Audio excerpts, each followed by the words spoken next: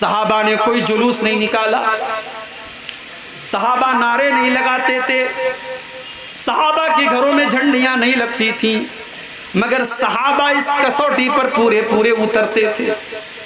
सहाबा अल्लाह के प्यारे नबी से सच्ची मोहब्बत करते थे। जब मौका पड़ा उन्होंने अपने माँ बाप को भी कुर्बान कर दिया, मौका पड़ा अपनी औलाद को भी कुर्बान कर दिया, मौका आया अपने जान और माल को कुर्बान कर दिया, मौका आया तो सब कुछ कुर्बान कर दिया। अब्दुल्ला इब्न उबई को देखो, बहुत बड़ा मुनाफिक है, मुनाफिकों का सरदार है। अब्दुल्ला बिन उबई ने अल्लाह के नबी को गाली दे दी, बुरा भला कह दिया। अब्दुल्ला बिन उबई के बेटे को पता चला। अब्दुल्ला बिन उबई तो मुनाफिक है, लेकिन उसका बेटा सच्चा मुसलमान है, नबी का सहाबी है, नबी का साथी है। बेटे को पता चला कि बाप ने अल्लाह के नबी की गुस्ताखी कर दी है, बाप ने अल्लाह के नबी के बारे में कुछ नाजेबा कलमात कह दिए। क्या कहा था बाप ने? कुरान करीम में अल्लाह ताला ने अब्दुल्ला बिन उबई की गाली को बयान किया है कि अब्दुल्ला बिन उबई ने क्या कहा था अल्लाह के नबी को। अब्दुल्ला बिन उबई ने कहा था ला युखरिजन्नल अअज़्ज़ु मिनहल अज़ल। उसने कहा था जब हम मदीना पहुंचेंगे तो इज्जत वाला जिल्लत वाले को निकाल देगा। उसने अपने आप को इज्जत वाला कहा था और अल्लाह के प्यारे नबी को जिल्लत वाला कहा था। यही गाली दी थी उसने अल्लाह के नबी को। और जब उसके बेटे को पता चला, बुखारी के अल्फाज हैं, बेटे ने अपने बाप को रोक लिया, बेटे ने बाप को रोक लिया और कहा कि मैं तुम्हें मदीना में जाने नहीं दूंगा जब तक मेरे अल्लाह के प्यारे नबी तुम्हारे बारे में इजाजत नहीं देंगे, तब तक मैं आपको मदीने में जाने नहीं दूंगा। उसके बाद जब अल्लाह के नबी आते हैं, अब्दुल्ला बिन उबई का बेटा कहता है कि ऐ अल्लाह के रसूल, मुझे पता है कि मेरे बाप ने आपके साथ बहुत बदतमीजी की है, मुझे पता है मेरे बाप ने आपको बहुत बुरा भला कहा है। ऐ अल्लाह के नबी, अगर आप मेरे बाप की सजाए मौत का फैसला करें तो ये सजा किसी और को देने मत दीजिएगा, अपने बाप को सजाए मौत मैं दूंगा, क्योंकि उसने आपकी तौहीन की है। वो मेरा बाप है, मैं उससे बहुत ज़्यादा मोहब्बत करता हूँ, मगर ऐ अल्लाह के नबी मैं आपसे ज़्यादा उससे मोहब्बत नहीं करता हूँ। अगर मेरे बाप ने आपके साथ गुस्ताखी की है, मैं उसको मदीना के अंदर दाखिल नहीं होने दूंगा। ये थे नबी के सहाबा, ये थे नबी के सहाबा, और ये थी मेरे प्यारे साथियों उनकी मोहब्बत रसूल। आज मोहब्बत रसूल के नाम पर हम कहां जा रहे हैं, हम खुद फैसला कर लें, मुझे कुछ बताने की जरूरत नहीं। गज़वे बद्र का वो मंजर याद करो। एक तरफ हजरत अबू बकर सिद्दीक हैं, दूसरी तरफ उनका बेटा है। बाप मुसलमान है, बेटा काफिर है। बाप बेटे के दरमियान लड़ाई हो रही है, जंग हो रही है। कभी बेटा बाप की तलवार के नीचे आ जाता है, कभी बाप बेटे की तलवार के नीचे आ जाता है। जंग खत्म हो गई। बाद में हजरत अबू बकर के बेटे भी मुसलमान हो गए, अब्दुर्रहमान बिन अबू बकर। बाद में जब बाप बेटे आपस में गुफ्तगू कर रहे हैं, अब्दुर्रहमान इब्न अबू बकर कहते हैं कि अब्बा जान, पता है बद्र की लड़ाई में कई बार ऐसा मौका आया कि आपकी गर्दन मेरी तलवार के नीचे आ गई। कई बार ऐसा मौका आया कि आपकी गर्दन मेरी तलवार के नीचे आ गई, मगर मैंने ये सोच करके छोड़ दिया कि आप मेरे बाप हैं।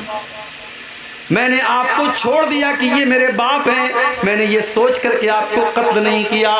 हजरत अबू बकर सिद्दीक कहने लगे, ओ मेरे बेटे, तूने तो बाप समझ करके छोड़ दिया, लेकिन अगर तेरी गर्दन मेरी तलवार के नीचे आई होती तो मैं तुझे न छोड़ता, क्योंकि उस वक्त मैं तुझे अपना बेटा नहीं समझ रहा था, उस वक्त मैं तुझे इस्लाम का दुश्मन समझ रहा था, उस वक्त मैं तुझे नबी का दुश्मन समझ रहा था। अगर तेरी गर्दन मेरी तलवार के नीचे आई होती तो मैं तुझे खत्म कर देता।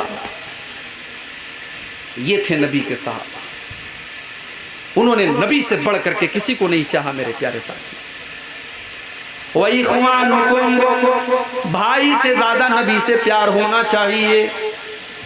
हजरत मुसअब इब्न उमैर को देखो,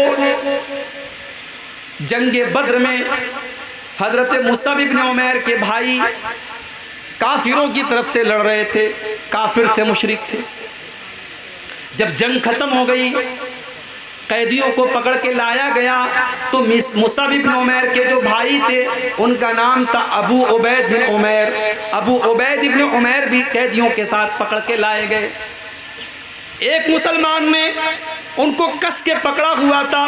हजरत मुसअब इब्न उमैर की नजर पड़ी, उन्होंने अपने मुसलमान साथी से कहा, इसको जरा कस के बांधना, इसको अच्छी तरीके से बांध के रखना, इसकी माँ बहुत पैसे वाली है, बहुत पैसा मिलेगा, इसको पैसा लेकर के छोड़ना है। मुसअब इब्न उमैर का भाई हैरान है। उसने कहा, तू मेरा भाई होके ऐसी बात कर रहा है, तू मेरे बारे में कह रहा है इसको कस के बांधो, इसको मजबूती से बांधो, और तू ये भी कह रहा है कि इसकी माँ के पास पैसा बहुत ज्यादा है। अरे तू मेरा सगा भाई है, तेरे जिस्म के अंदर वही खून दौड़ रहा है जो मेरे जिस्म के अंदर दौड़ रहा है, लेकिन तू आज इस तरीके से मेरे बारे में बात कर रहा है, आखिर क्या वजह है, क्या बात है। हजरत मुसअब इब्न उमैर कहते हैं, इन्नहु अखी दूनक, ओ मेरे भाई, कल तक तू मेरा भाई था, लेकिन आज इस्लाम ने मेरे और तेरे दरमियान दीवार खड़ी कर दी है। आज तू मेरा भाई नहीं है, आज ये मेरा भाई है, जिसने तुझको गिरफ्तार करके रखा है, जिसने तुझको पकड़ करके रखा है, ये मेरा भाई है, तू मेरा भाई नहीं है। ये थी सहाबा की नबी सल्लल्लाहु अलैहि वसल्लम, खानदान और बिरादरी की मोहब्बत, बीवी की मोहब्बत। सहाबा इन सबसे बढ़ करके अपने नबी से प्यार करते थे। मेरे प्यारे साथी, हजरत हंज़ला रज़ी अल्लाह ताला अन्हु को देखो, नई नई शादी हुई है, और शादी की पहली ही रात जब वो अपने बीवी के साथ हैं, अल्लाह के प्यारे नबी की तरफ से ये ऐलान होता है, मैदान जंग में जाना है, मैदान जिहाद में जाना है, लड़ाई का ऐलान हो चुका है, फौरन निकलने का ऑर्डर दे दिया गया। सारे सहाबा निकलने लगे।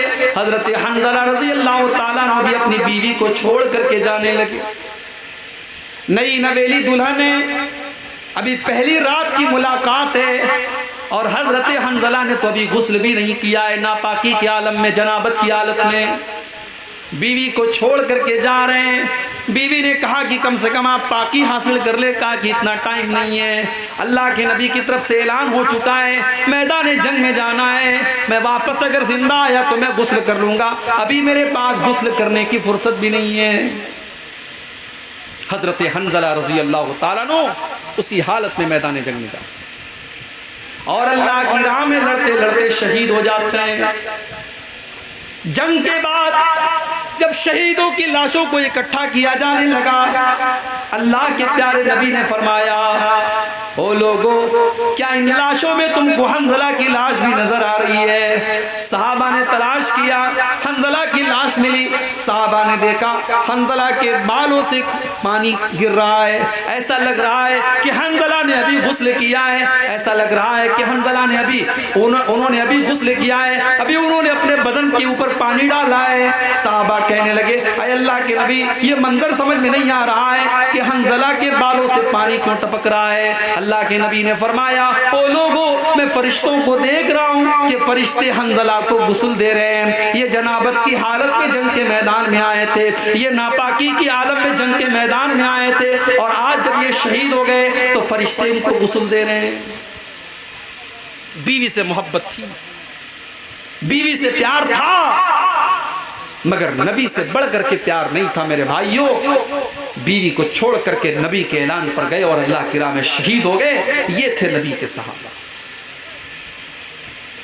कुल इन काना आबाउकुम व अबनाउकुम व इख्वानुकुम व अज़वाजुकुम व अशीरतुकुम व अम्वालुन इख्तरफ्तुमुहा व तिजारतुन तख्शौना कसादहा। सहाबा तिजारत से और बिजनेस से भी ज्यादा अल्लाह के नबी से मोहब्बत करते थे। हजरत सुहैब रूमी को देखो, ये बहुत बड़े बिजनेसमैन हैं, बहुत बड़े व्यापारी हैं, कारोबारी हैं।